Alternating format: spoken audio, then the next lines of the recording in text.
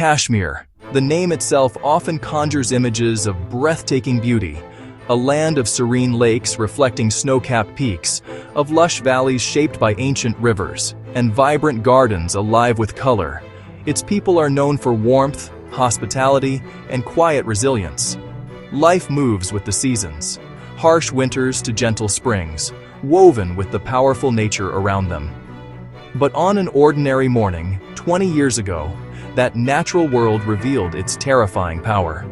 In moments, tranquility shattered, and a scar was etched into land and hearts that endures to this day. To understand that morning, we look beneath Kashmir's beauty to the restless earth below. The region sits atop one of the planet's most dangerous collision zones. For 50 million years, the Indian plate has pressed into the Eurasian plate, raising the Himalayas. The mountains are the planet's wrinkles from this ongoing crash.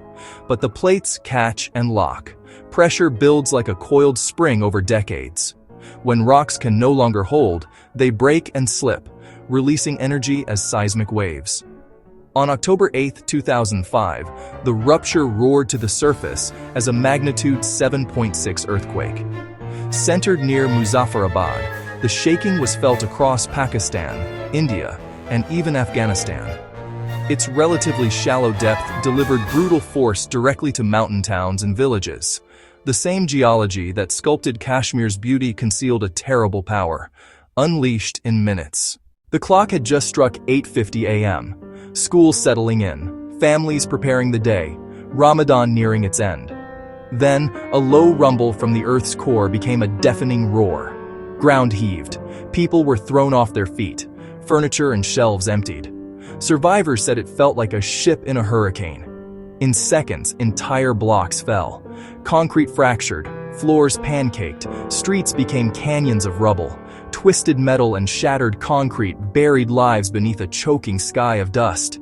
Hillsides sheared away, farms and homes were buried, lifelines of road and radio were cut.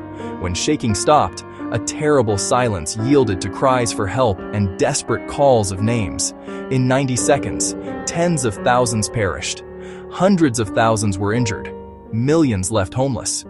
With shelter gone, food scarce, and water unsafe, survival became the only task. Paradise had turned to ruin. For those still standing, the hardest days, without power, roads, or news, were just beginning. In Balakot, a schoolteacher recalled, "The building swayed like a tree. I screamed for children to get under desks. The roof came down. It was dark. All I could hear was screaming, children calling for their mothers."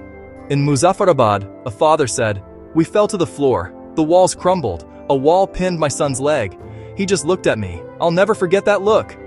We were lucky. Our neighbors, gone.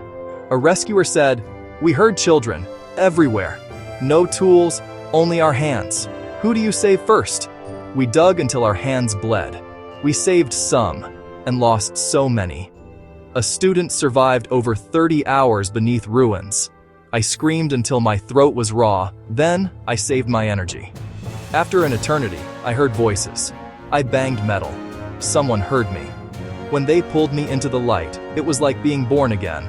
I lost everything, but I was given my life. Many friends did not return. The true story of the quake lives in these voices. Terror, loss, and survival against all odds. Once a thriving valley town, Balakot became a vast gray wasteland.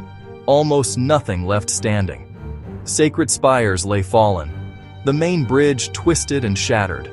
Thousands of landslides ripped mountainsides bare, scarring green slopes. The road network snapped, leaving survivors stranded, unreachable by land. Streets filled with dazed survivors, calling names, digging with bare hands. Sometimes, a cheer. Someone pulled out alive. Tents multiplied. Care spilled into corridors and courtyards, as helicopters buzzed hope across a broken landscape. As the scale emerged, compassion swept the globe. Aid mobilized within hours. With winter coming, speed was life-saving. Funds, equipment, and personnel flowed in. Teams arrived from the UK, Turkey, Japan, Germany, dogs, listening devices, heavy lifters. Working side by side with locals, they pulled survivors from ruins. sometimes days after. Aid agencies provided medical care, clean water, food, and the logistics to reach the unreachable. Helicopters became lifelines, ferrying warmth and safety where roads were gone. From school bake sales to diaspora drives, ordinary people gave what they could.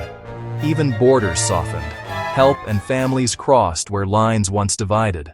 The first heroes were survivors themselves, helping neighbors while grieving their own losses. Through the first hours and days, community spirit saved countless lives. Medical staff worked around the clock, performing surgeries with limited tools, comforting the injured.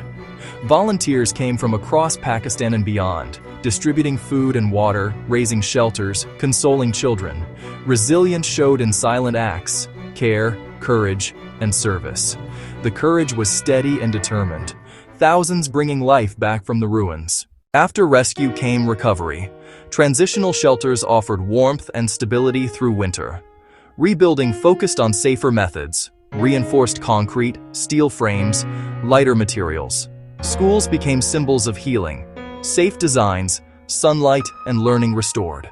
Recovery rebuilt livelihoods and minds, fields replanted, shops reopened, trauma addressed, communities trained. Progress was slow, brick by brick, driven by determination to create a safer, more resilient home. 20 years on, the land's scars have softened. New towns stand stronger. Life returns to familiar rhythms. The memory endures, sorrow intertwined with strength, shared in stories across generations. The world learned. Safer codes save lives. Preparedness matters. In crisis, humanity transcends borders. The spirit of Kashmir, quiet, strong, hopeful, reminds us that after the darkest days, light returns. It is a story that continues to inspire us all.